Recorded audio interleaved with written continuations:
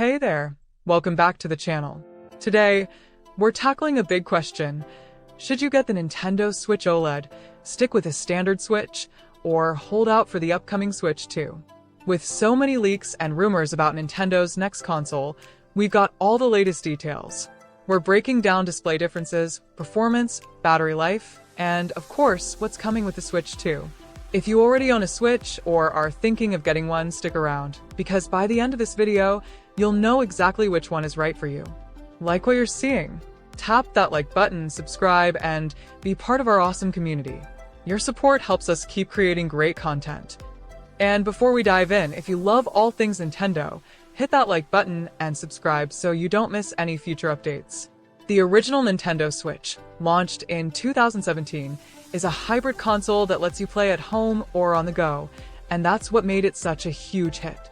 It comes with a 6.2-inch LCD screen, and in 2021, Nintendo introduced the Switch OLED. And let me tell you, the difference in picture quality is massive. The Switch OLED upgrades the screen to a 7-inch OLED display, and this makes everything sharper, more colorful, and vibrant. The blacks are deeper, and colors pop in a way that makes handheld gaming feel premium. If you spend a lot of time gaming in handheld mode, this is a game changer. So, if you love playing on the go, the OLED is worth considering. But what about performance? Well, the standard Switch and the OLED are identical. Both have the NVIDIA Tegra X1 chip, meaning games run the same on both consoles.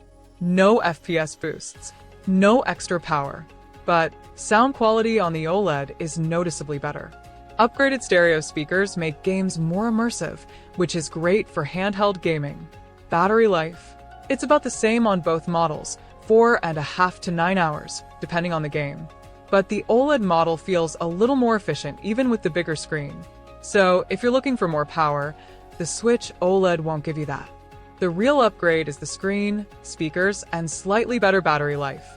Now, before you rush to buy any Switch, let's talk about a huge issue Nintendo still hasn't fully fixed: Joy-Con drift. If you haven't experienced it yet, Joy-Con drift happens when the controller starts moving on its own even when you're not touching it. Super frustrating, especially in games that need precise movement, like Super Smash Bros. Or Mario Kart. Sadly, both the Switch and Switch OLED suffer from this problem, and Nintendo hasn't officially addressed it in hardware updates. If you get Joy-Con drift, you may need to send them in for repairs or buy new ones. But the biggest question right now? Will the Switch 2 finally fix Joy-Con drift once and for all? If you're thinking of skipping the OLED and waiting for the Switch 2, you're not alone. The rumors and leaks surrounding the Switch 2 are getting more exciting by the day. Here's what we know so far. The screen is rumored to be 7.9 inches, even bigger than the OLED.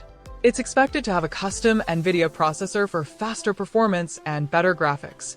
It may come with 8 GB of RAM and 64 GB of storage, making it more powerful than ever. It might even support 4K resolution when docked. That could make games look next-gen.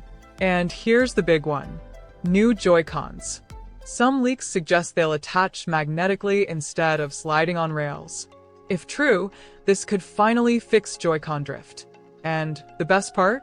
The Switch 2 is expected to be backward compatible, so your existing Switch games should work on it. Plus, there's talk of a new Mario Kart game launching with the Switch 2.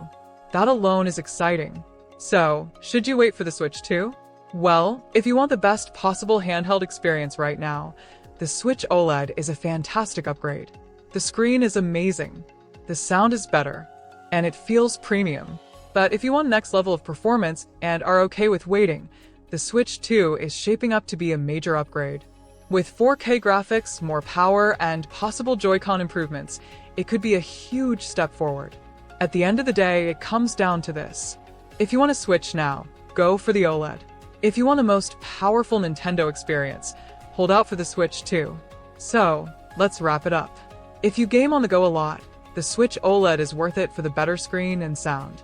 If you mostly play docked, the standard Switch still holds up and saves you money. If you can wait for a bigger upgrade, the Switch 2 is looking like a major step forward.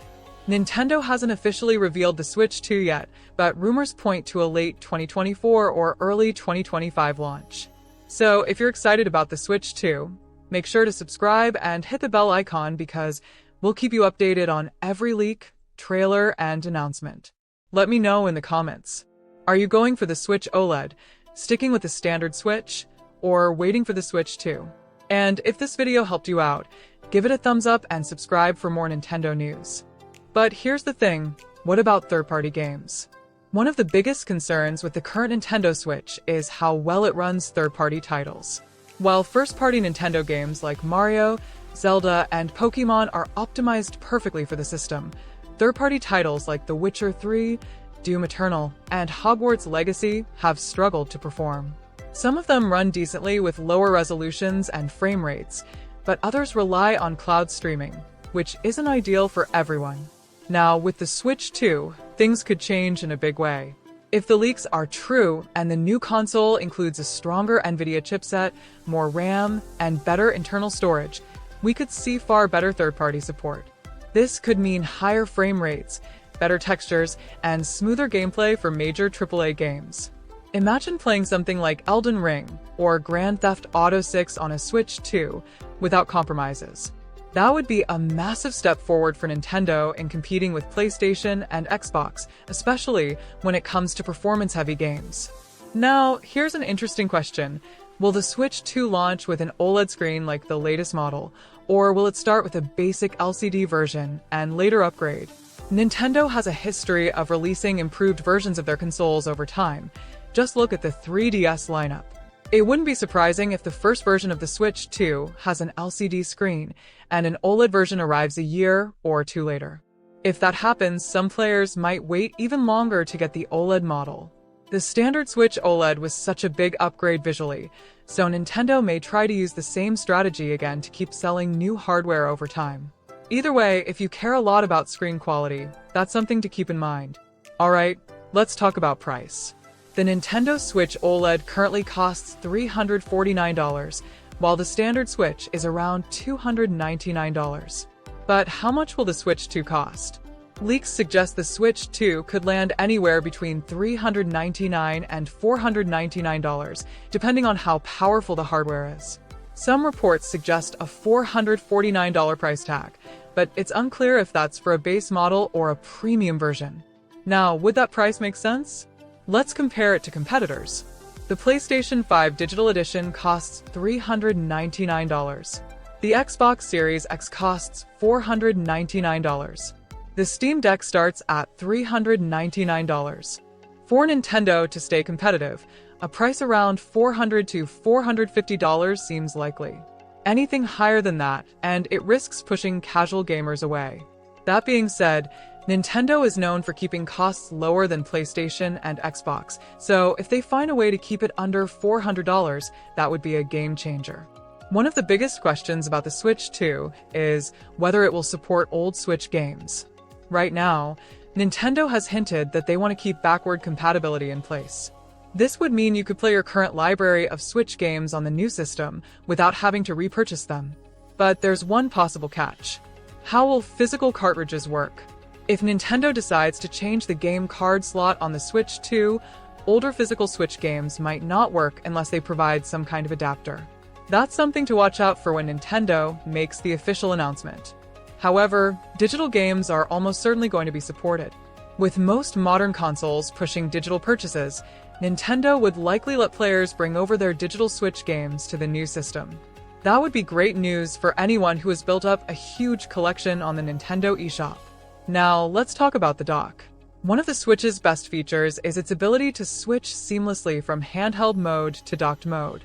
That's what makes it a hybrid console and sets it apart from PlayStation and Xbox. So, will the Switch 2 keep the same docking system? Leaks suggest yes, but with some improvements. First, the dock might support 4K resolution, which means when you plug the Switch 2 into your TV, it could output games at 4K instead of 1080p like the current Switch.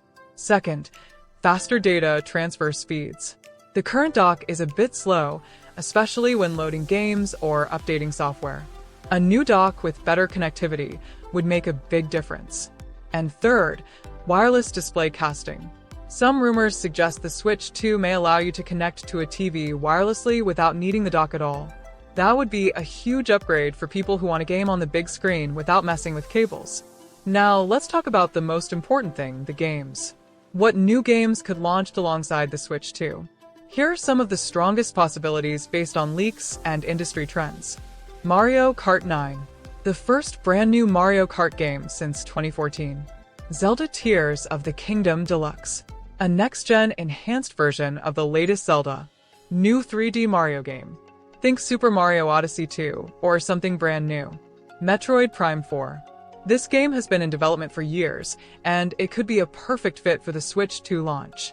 Pokémon Legends sequel. A follow-up to Pokémon Legends Arceus in an open-world format. And of course, we'll probably see remasters of older Nintendo games, especially ones that would benefit from the improved graphics of the Switch 2. So, to wrap it all up, is the Switch 2 worth waiting for? If you already have a Switch and want something more powerful, waiting for the Switch 2 makes sense. The improved graphics, stronger hardware, and potential 4K support could be a big jump forward. But if you just want the best possible handheld experience right now, the Switch OLED is still a great buy, especially if the Switch 2 ends up costing significantly more. Ultimately, it depends on what you want out of a console. And that's where I want to hear from you. Are you planning to buy the Switch OLED, stick with your current Switch, or wait for the Switch 2? Let me know in the comments. And if you enjoyed this breakdown, hit that like button, subscribe, and stay tuned for more updates on everything Nintendo.